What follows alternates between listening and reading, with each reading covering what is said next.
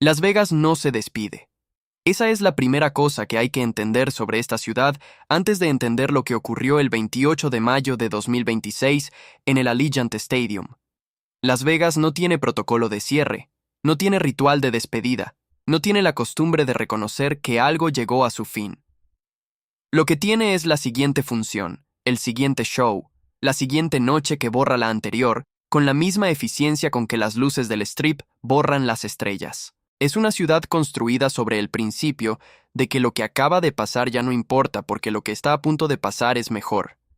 Y sin embargo, el 28 de mayo, en el último show de la residencia de BTS, antes del regreso a Corea, ocurrió algo que esa ciudad no tiene demasiada práctica en producir. Ocurrió un cierre real, no el cierre de un espectáculo, el cierre de algo más difícil de definir y más difícil de fingir. El tipo de cierre que no se ensaya porque no se puede ensayar, que no se planifica porque su valor exacto depende de que no haya sido planificado, que solo existe cuando las personas sobre el escenario y las personas frente al escenario llegan al mismo punto al mismo tiempo, sin que nadie haya coordinado que eso ocurriera. Había 65,000 personas dentro del Allegiant Stadium esa noche. El techo cerrado del recinto, esa particularidad arquitectónica que convierte cada sonido en algo más físico que auditivo, estaba haciendo lo que hace desde la primera noche de la residencia. Multiplicar. Multiplicar el volumen, multiplicar la temperatura, multiplicar la sensación de que el espacio tiene límites y que esos límites están siendo presionados desde adentro por la energía acumulada de decenas de miles de cuerpos que llevan horas en el mismo lugar queriendo lo mismo. Sobre el escenario, 7 hombres que llevaban días en esa ciudad, que habían dormido en sus hoteles, comido en sus restaurantes, actuado bajo sus reflectores noche tras noche, estaban a punto de hacer algo que ninguno de ellos había hecho en exactamente este formato antes. Estaban a punto de cerrar la parte 1 de la gira más importante de su regreso. Jin lo había dicho la noche anterior con esa sencillez suya que a veces hace que las declaraciones más grandes suenen casi casuales. Había dicho que esto era la parte 1, no el final de algo, la parte 1 de algo. Y esa frase, dicha sin énfasis especial en medio de un discurso de cierre en el tercer show de la residencia, cambió retroactivamente la forma de leer todo lo que había ocurrido desde Kwangya hasta ese momento. Pero el 28 de mayo, la última noche, la tesis que Jin había formulado sin proponérselo iba a necesitar una conclusión. Y lo que ocurrió esa noche fue esa conclusión. No la que nadie había escrito, sino la única que este grupo era capaz de producir. La verdadera. La tesis de este video es esta. Los primeros capítulos de algo grande no se reconocen como primeros capítulos mientras están ocurriendo. Se reconocen en el momento en que terminan. Y lo que la Noche 4 en Las Vegas hizo, con sus canciones de hace 11 años, y sus promesas desde el escenario, y sus 7 hombres que claramente no querían que aquello acabara, fue exactamente eso. Le dio a todo lo que había venido antes la forma definitiva de un prólogo. Y los prólogos, cuando están bien escritos, hacen que lo que viene después sea inevitable. ARMY. Antes de entrar de lleno en todo lo que pasó esta última noche en Las Vegas, necesito pedirles 3 cosas rápidas que de verdad mueven este canal. Denle like a este video ahora mismo. Cuando un análisis que prefiere el argumento real por encima del titular fácil recibe ese apoyo, el algoritmo entiende que este tipo de cobertura merece llegar a más personas. No es un gesto simbólico, es literalmente la palanca que determina cuánta gente va a ver este video en las próximas horas. En los comentarios, cuéntenme desde qué país nos están viendo y de qué fandom forman parte, porque este canal es la casa de la comunidad latina e internacional de fans, y se construye junto a ustedes, video tras video. Y compártanlo con cualquier persona que haya seguido esta residencia y quiera entender qué fue lo que realmente ocurrió en esta última noche, porque hay cosas que pasaron aquí que merecen más atención de la que recibieron. Para entender el peso de lo que ocurrió el 28 de mayo, hay que entender primero lo que significa el concepto de parte 1 en el contexto de una gira de esta escala, y por qué el simple hecho de que Jin lo nombrara la noche anterior cambia la lectura de todo lo que vino antes. Las giras de los grupos de K-pop de primera línea no son eventos aislados. Son estructuras narrativas con arcos, con capítulos, con una lógica interna que a veces los propios artistas articulan explícitamente y a veces simplemente viven sin ponerle nombre. Lo que BTS ha estado haciendo desde que los 7 regresaron del servicio militar no tiene precedente en la historia reciente del K-pop, no porque sea la gira más grande en términos de estadios o de cifras, sino porque es la primera vez que este grupo específico, con esta historia específica, vuelve al escenario en formato completo después de un paréntesis de años. Y eso le da a cada show una carga que ninguna cifra de asistencia puede capturar del todo. La gira Arirang World Tour arrancó en Gwangja, ese espacio conceptual que Hybe construyó como marco narrativo para el universo creativo del grupo, y llegó a Las Vegas después de pasar por México, por El Paso, por cada una de las ciudades de esta primera etapa norteamericana. 4 noches en el Allegiant Stadium, 4 noches en el mismo recinto, con el mismo techo cerrado, con la misma acústica que convierte el volumen colectivo de 65,000 personas en algo que se percibe más con el cuerpo que con los oídos. Pero la parte 1 no es solo una etiqueta logística para un bloque de fechas en un itinerario. Es una declaración sobre la naturaleza de lo que está ocurriendo. Decir parte 1 implica que hay una parte 2. Implica que lo que está cerrando no es el proyecto, sino el capítulo. Implica que el grupo ya está pensando en lo que viene después, no como posibilidad vaga, sino como compromiso concreto con una continuación. Y esa distinción, que desde afuera puede parecer semántica, desde adentro de la lógica de una gira de esta magnitud, es la diferencia entre un final y una pausa. Lo que Las Vegas representó en el arco de esta parte 1 tiene además una dimensión histórica que el show de la noche 4 cargó sobre sus hombros de maneras que no siempre se nombraron en voz alta, pero que estuvieron presentes en cada decisión del setlist, en cada discurso, en cada momento donde el grupo eligió el humor por encima de la solemnidad y la canción antigua por encima de la nueva. Las Vegas es una ciudad que este grupo conoce bien. La conoce desde 2018, cuando Suga dijo desde el escenario que la amaba desde la primera vez que vinieron.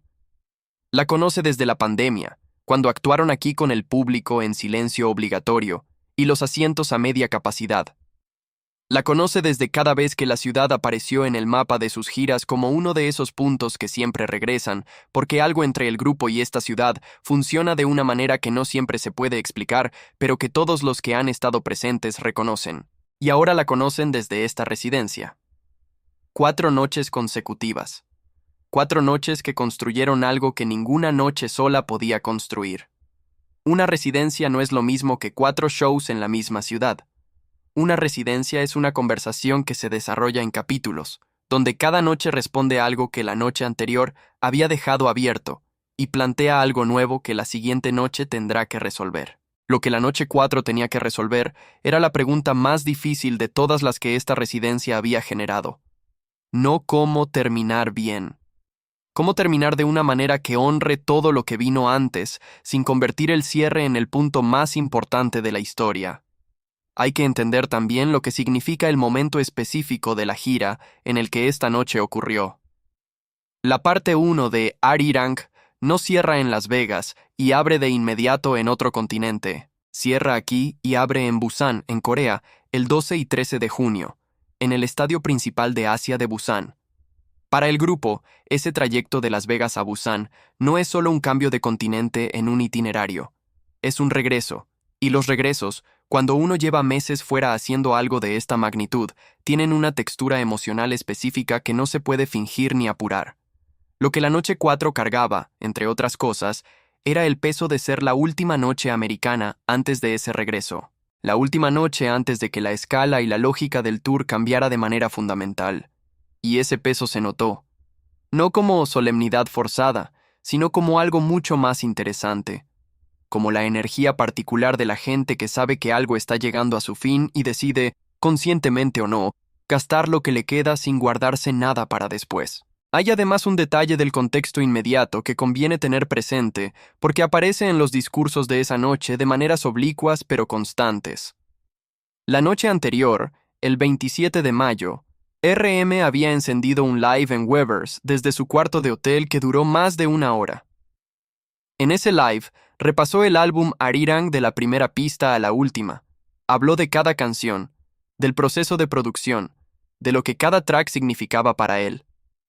No fue una transmisión de promoción, fue algo más parecido a lo que un músico hace cuando necesita hablar de su trabajo con alguien que va a entenderlo. Y el hecho de que lo hiciera la noche antes del último show, después de 3 conciertos seguidos, con la voz ya algo deteriorada según él mismo confesó, dice algo sobre el estado mental en el que el grupo llegó a esa última noche. No agotado en el sentido de vaciado. Agotado en el sentido de alguien que lo ha dado todo y que todavía tiene cosas que decir. Hay que añadir además una variable que el show de la noche 4 cargó de una manera específica y que ninguna de las noches anteriores había tenido exactamente de la misma forma. La conciencia colectiva de que era la última.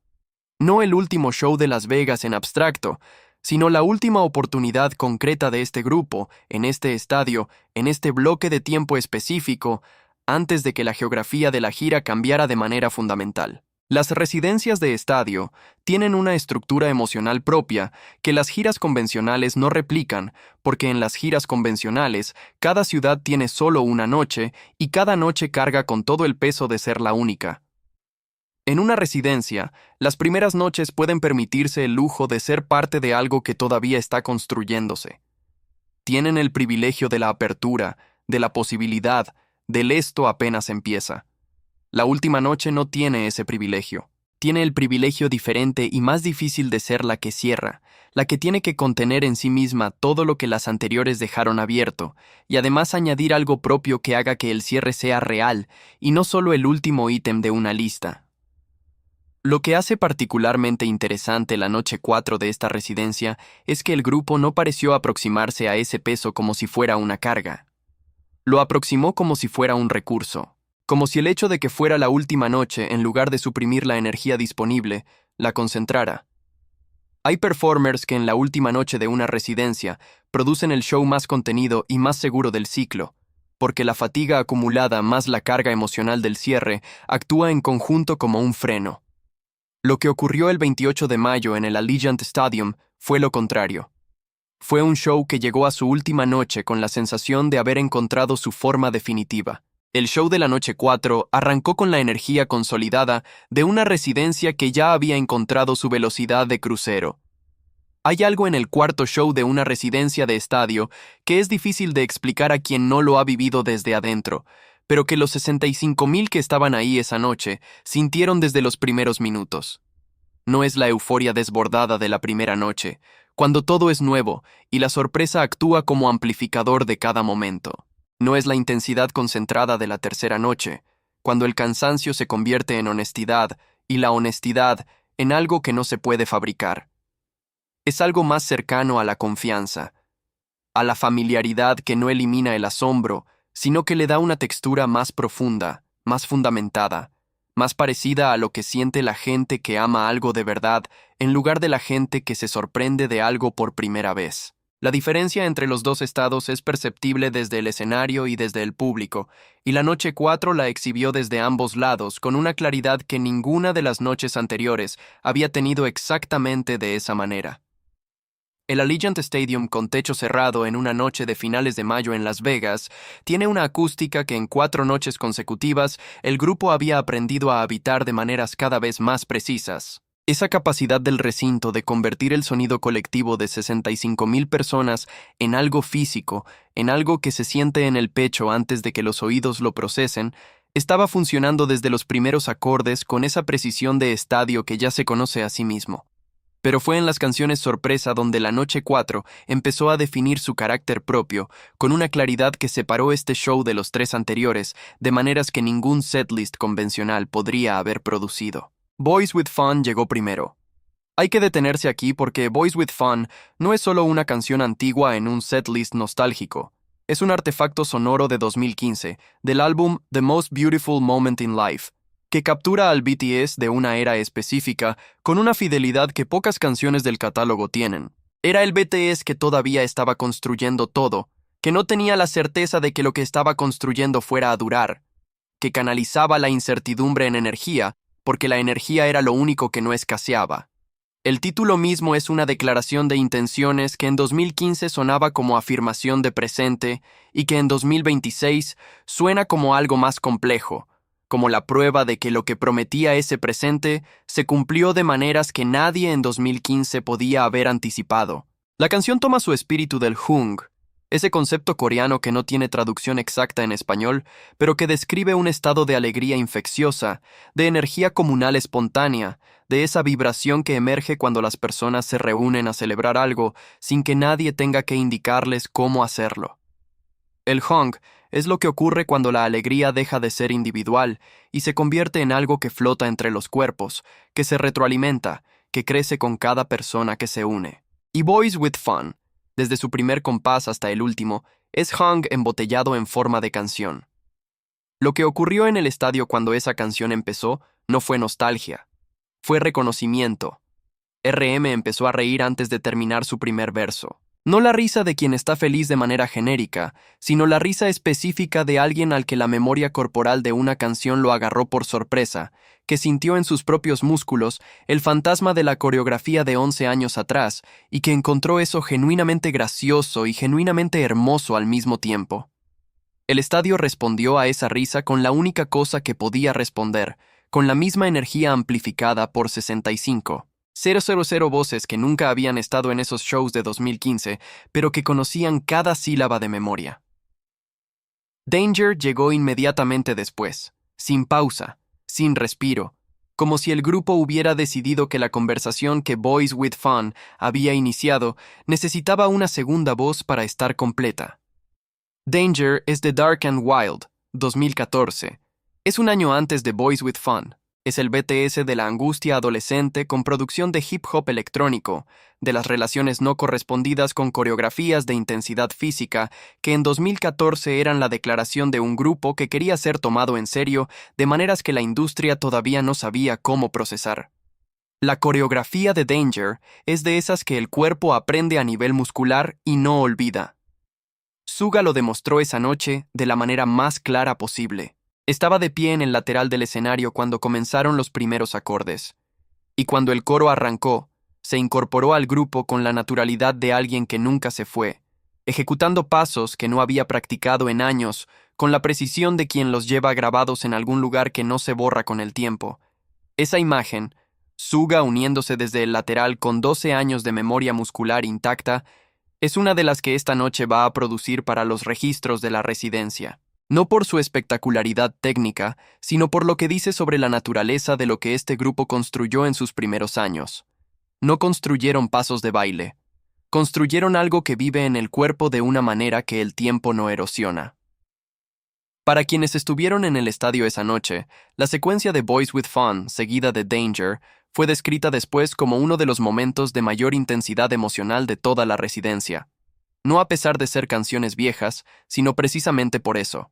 Porque ponerlas en 2026, en el último show antes de volver a Corea, no fue nostalgia. Fue una declaración sobre la continuidad. Fue el grupo diciéndole al público, sin usar palabras para decirlo, que el BTS que cantaba sobre el Hung en 2015 y el BTS que llena estadios con techo cerrado en 2026 no son dos versiones distintas del mismo grupo. Son exactamente el mismo grupo. Y esa afirmación, hecha con coreografías de 11 años ejecutadas con precisión de primera noche, tiene un peso real que ningún discurso podría haber producido solo. Hubo otro momento del show que merece atención particular, porque condensa en pocos segundos algo que define la temperatura emocional de esta noche de cierre. Durante Into the Sun, Jungkook cambió la letra. Donde el original dice lo que dice, él cantó Vegas. Solo esa palabra. En el lugar exacto de la melodía donde la letra original tiene su sílaba más sostenida, con la extensión vocal que convirtió la sustitución en algo que el estadio no procesó inmediatamente, sino que fue entendiendo en capas, primero como improvisación, luego como homenaje, luego como la cosa más precisa y más sencilla que alguien podía hacer en ese momento para decirle a una ciudad lo que significa para él. No fue un gesto preparado. Fue el tipo de decisión que ocurre en el escenario cuando alguien está tan completamente presente en el momento que el momento le dicta lo que tiene que hacer, en lugar de que sea él quien decida lo que va a hacer. Jungkook lleva sobre un escenario desde que tenía 15 años. Ha cantado frente a multitudes de esta escala en múltiples continentes.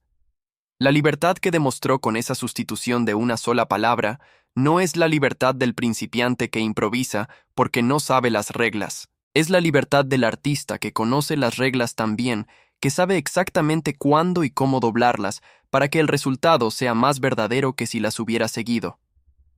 El estadio escuchó esa palabra y respondió de la manera que responden los estadios cuando algo los agarró desprevenidos de buena manera. Con ese tipo de grito que no es reacción a un espectáculo, sino participación en un momento. La diferencia es sutil, pero la gente que estaba ahí la sintió. Jimin, durante uno de los momentos de interacción del show, metió hielo dentro de la camiseta de Jin y corrió. Es el tipo de cosa que podría parecer trivial. Una travesura entre compañeros de escenario, algo que pasa en los backstages, pero raramente en el escenario frente a 65,000 personas durante el último show de una residencia. Pero hay algo en esa imagen, Jimin corriendo con esa cara de quien sabe exactamente lo que acaba de hacer y está completamente sin arrepentimiento, que dice algo sobre el estado de ánimo del grupo en esa última noche. No estaban en modo conmemorativo, no estaban gestionando el peso emocional del cierre con solemnidad cuidadosa. Estaban siendo exactamente lo que son cuando no hay nadie mirando, excepto que había 65,000 personas mirando y eso no cambió nada. Suga respondió al caos que Jimin había iniciado de la única manera que Suga responde a ese tipo de caos, que es con la calma deliberada de alguien que está tomando nota de todo para responder en el momento más inesperado posible. Intentó replicar la jugada con Jimin, que lo bloqueó con la velocidad de alguien que ya estaba esperando exactamente eso. Es un intercambio que dura segundos y que en el contexto del último show de la residencia tiene la textura de algo completamente cotidiano y completamente extraordinario al mismo tiempo. Cotidiano porque evidentemente esta es la dinámica real de estas personas cuando comparten un espacio y están relajados. Extraordinario porque esa relajación, ese nivel de comodidad, esa capacidad de ser completamente ordinarios en el escenario de un estadio durante el cierre de la parte 1 de una gira mundial, es en sí misma una forma de grandeza que no se puede fabricar con entrenamiento ni con producción. Hay un aspecto del show de la noche 4 que merece análisis propio porque habla de algo sobre la naturaleza del grupo que los datos de ventas y los récords de asistencia no pueden capturar. La forma en que los 7 manejaron los momentos de transición entre la intensidad escénica y la interacción directa con el público. Un show de estadio de esta escala tiene un ritmo preciso que está diseñado para gestionar la energía de decenas de miles de personas durante 2 horas sin que la curva de atención colapse. Hay momentos de máxima intensidad coreográfica y momentos de conexión directa con el público. Y hay momentos de transición entre los dos que son, en muchos sentidos, los más difíciles de ejecutar, porque exigen que el performer cambie de modo completamente en cuestión de segundos, sin que la audiencia sienta el cambio como una ruptura. BTS, en el cuarto show de la residencia, había calibrado esas transiciones con una precisión que solo se alcanza después de varios shows en el mismo recinto con el mismo público. Sabían exactamente cuánto espacio tenían, sabían qué momentos pedían solemnidad y cuáles pedían humor. Sabían cuándo el estadio necesitaba ser llevado de vuelta hacia arriba después de un momento emocionalmente intenso y cuándo necesitaba ser dejado en la emoción, porque salir de ella demasiado rápido la habría traicionado. Esa lectura del estado emocional colectivo de 65,000 personas en tiempo real es una habilidad que no se aprende en un ensayo. Se desarrolla en años de shows frente a multitudes de esta escala, y la noche 4 la exhibió con una claridad que la distingue de cualquier otra noche de la residencia. El momento de Jimin corriendo después de meter el hielo en la camiseta de Jin no ocurrió en cualquier punto del show. Ocurrió en un momento de transición, en ese espacio entre la intensidad de una canción y el inicio de algo diferente, donde el estadio está en ese estado de flotación entre dos modos y donde la improvisación tiene el mayor potencial de funcionar o de fallar completamente. Funcionó porque Jimin tiene el instinto escénico de saber exactamente cuándo ese tipo de gesto está disponible. Y porque Jin tiene la capacidad de responder a lo inesperado con la naturalidad de alguien para quien lo inesperado en el escenario no es una amenaza sino una invitación. Esa dinámica entre los miembros, Ese nivel de comodidad y de confianza mutua que permite que un show de estadio tenga espacio para el caos controlado de meter hielo en la camiseta de alguien y salir corriendo, es en sí misma una declaración sobre lo que este grupo es cuando está en su mejor versión. No un conjunto de 7 performers coordinados por un director artístico. 7 personas que se conocen suficientemente bien como para que la espontaneidad de uno se convierta automáticamente en el recurso escénico del otro. Los discursos de la noche 4 tuvieron una temperatura distinta a los de las 3 noches anteriores. En las primeras noches, los discursos tenían la temperatura de la sorpresa sostenida, del grupo que todavía estaba procesando en tiempo real lo que estaba ocurriendo. En la noche 3, los discursos tuvieron la textura de la honestidad física, del cuerpo que habla porque ya no tiene energía para filtrar. En la noche 4, los discursos tuvieron algo diferente. Tuvieron la temperatura de la gente que sabe que está en el último minuto de algo y que elige, deliberadamente, no convertir ese último minuto en monumento. Jean abrió los discursos y lo primero que hizo fue lo inesperado. Propuso una competencia de gritos entre la sección de hombres y la sección de mujeres del estadio, el tipo de actividad que en el contexto de un cierre solemne de residencia podría sonar como una evasión del peso emocional del momento. Excepto que Jean no estaba evadiendo nada. Estaba haciendo algo más difícil que ponerse solemne. Estaba siendo completamente él mismo en el momento en que más fácil habría sido ponerse en modo despedida formal. La competencia se desarrolló con el resultado que Jean predijo desde el principio, con una honestidad tan desarmante que el estadio se rió antes de que el conteo terminara. Las mujeres ganaron. Jean lo celebró con la satisfacción de quien tenía razón, pero fingió estar sorprendido de tener razón, que es una habilidad específica que muy poca gente tiene y que en un escenario frente a 65, C00 personas produce exactamente el tipo de momento que la gente recuerda mucho después de que la memoria de los momentos grandes se ha vuelto borrosa. Y luego, después del caos del grito y la risa, dijo algo que nadie en el estadio esperaba. Dijo que la próxima gira va a empezar en Las Vegas. No lo sugirió. No lo insinuó como posibilidad vaga. Lo declaró con la convicción de alguien que ya ha pensado en eso y que eligió ese momento, ese estadio, esa noche, para decirlo en voz alta. No hay promesa pequeña que se haga desde el escenario de un estadio ante 65,000 personas. Hay promesas que quedan registradas en la memoria colectiva de una comunidad y que definen expectativas reales para lo que viene después. RM habló a continuación, y fue, como es habitual en él en los momentos de cierre de algo importante, quien encontró las palabras más precisas para lo que la semana había sido. Dijo que la noche anterior, cuando hizo el live en Weber's desde el hotel, lo hizo porque el concierto lo había puesto sentimental. Que la energía del Army en Las Vegas lo había afectado de una manera que no podía procesar internamente sin exteriorizarlo de alguna forma.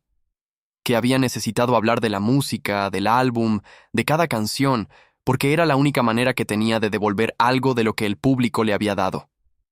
Después dijo algo sobre los 5 años, sobre lo que significa estar ahí, en ese estadio, en esa ciudad, con esas personas.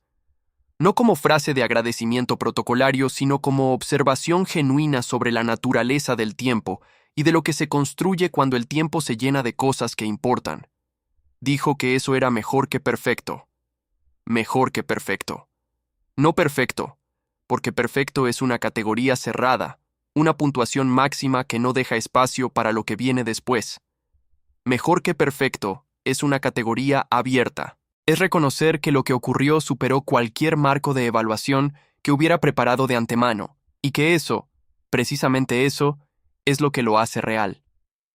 Suga habló con la brevedad que lo define cuando está siendo más honesto. No la brevedad de quien no tiene nada que decir. La brevedad de quien sabe exactamente qué decir y no necesita más palabras de las necesarias para decirlo. Dijo que Las Vegas era una ciudad fabulosa, que prometía volver, que ese último show había sido el más divertido y que quería que el Army disfrutara la canción final hasta el último momento.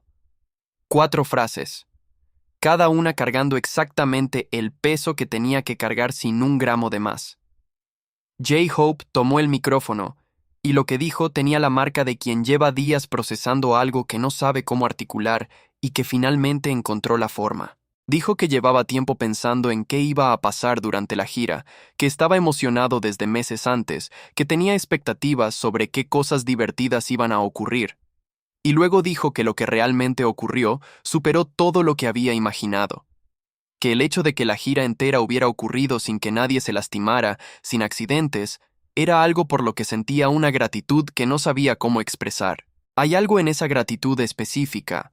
La gratitud no por los premios, ni por los números, ni por los récords, sino por la integridad física del grupo y de todos los involucrados, que dice algo sobre la escala real de lo que implica una operación de esta magnitud.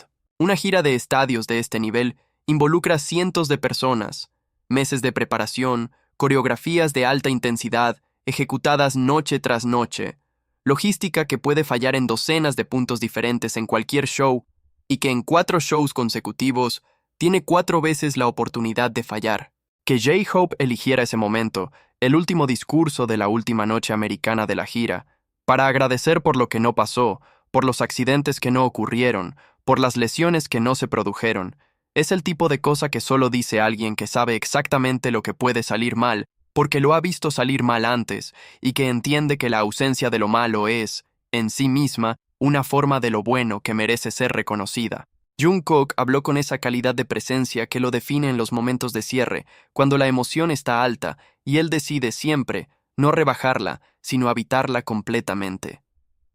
Dijo que el público era hermoso, que era hora de cerrar el show y que eso lo ponía triste, que lo que había vivido en esas 4 noches iba a quedarse con él. Y cuando el estadio empezó a aplaudir, sonrió de esa manera que tiene, que es una sonrisa que no está actuando el agradecimiento, sino que está siendo el agradecimiento, y eso es una distinción que el público de 65,000 personas reconoció, porque la gente siempre reconoce esa diferencia, aunque no siempre tenga palabras para nombrarla.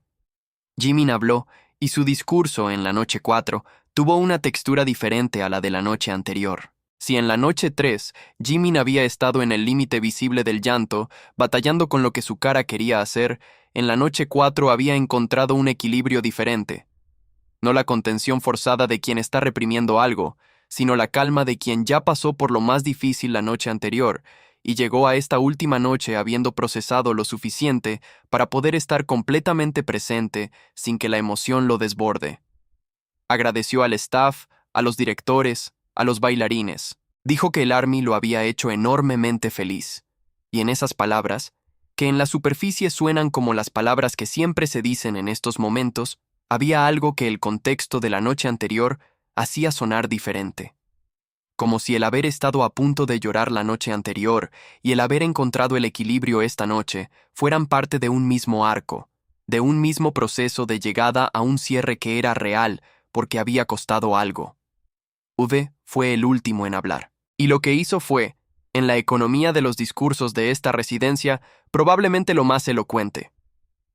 Miró al público, miró al estadio lleno, a los 65,000 Army Bombs que creaban esa constelación en movimiento que a estas alturas de la residencia ya tenía la familiaridad de algo que se conoce de memoria. Y dijo, con esa voz que tiene cuando está siendo completamente serio sin perder la calidez, que estaba agradecido desde el fondo de su corazón, que quería verlos de nuevo tan pronto como fuera posible, y que esperaba que cada uno se llevara memorias hermosas de esa noche. No es lo más elaborado que nadie ha dicho en un cierre de residencia. Es algo más difícil de producir que lo elaborado. Es lo más verdadero que alguien puede decir cuando lo verdadero es también lo más simple. Hay una pregunta que la noche 4 planteó sin formularla en voz alta y que merece ser respondida con cuidado, porque la respuesta importa más allá de este show, más allá de esta residencia, más allá de esta parte 1 de la gira. La pregunta es esta. ¿Qué hace un primer capítulo cuando cierra bien? Un primer capítulo que cierra mal deja al espectador preguntándose si valía la pena empezar. Un primer capítulo que cierra de manera correcta pero sin carácter propio deja al espectador esperando el siguiente sin haber entendido del todo por qué éste importaba. Un primer capítulo que cierra como cerró la noche 4 en Las Vegas hace algo diferente. Hace que el espectador entienda, retroactivamente, el peso exacto de todo lo que acaba de leer. Le da al prólogo su densidad final. Y lo deja no con la pregunta de qué viene después, sino con la certeza de que lo que viene después está construido sobre algo que vale la pena. Eso fue lo que Boys with Fun y Danger dijeron desde el setlist esa noche. No somos lo que éramos, dijeron. Somos lo que éramos más todo lo que ocurrió después, más la memoria muscular de 11 años de coreografía, más las voces que aprendieron a llenar estadios cuando todavía no sabían que iban a llenar estadios. Eso fue lo que Jungkook dijo cuando cambió la letra por Vegas.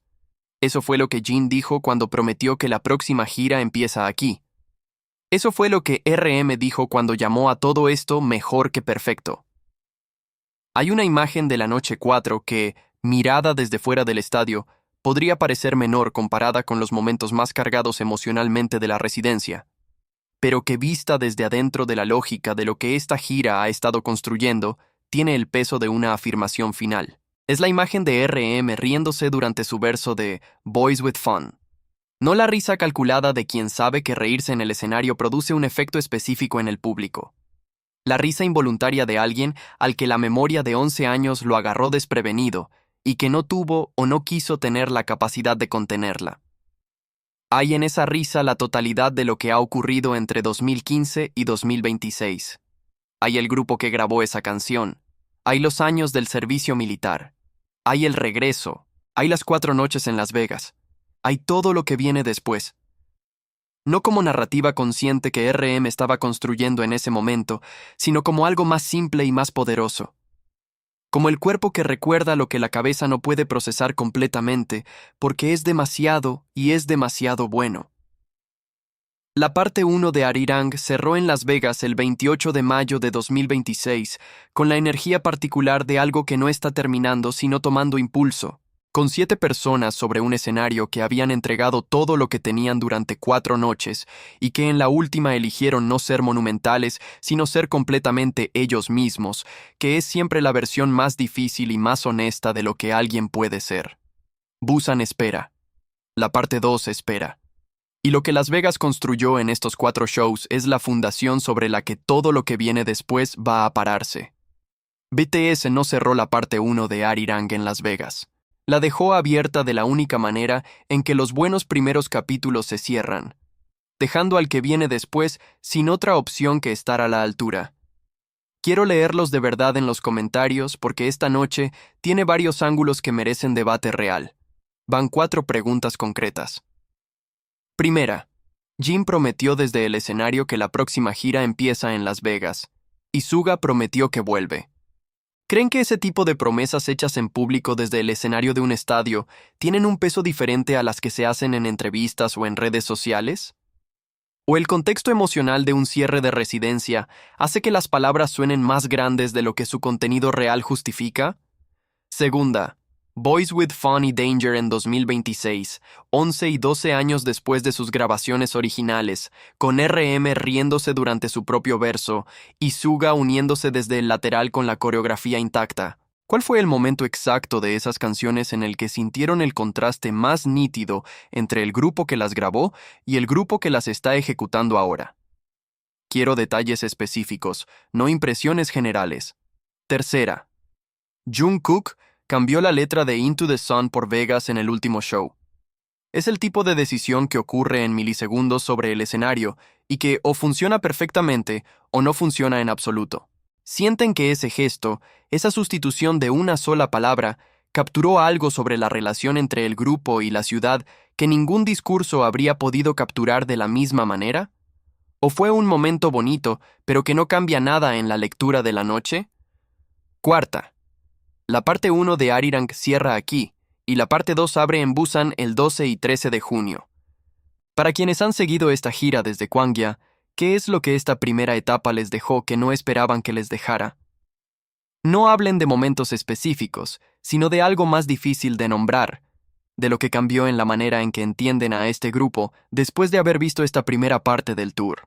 Denle like si llegaron hasta este punto del video, porque eso le dice al algoritmo que este tipo de análisis vale la pena y merece llegar a más gente. Suscríbanse y activen la campanita para no perderse nuestra cobertura completa de cada parada de la gira Arirang y de todo lo que viene por delante.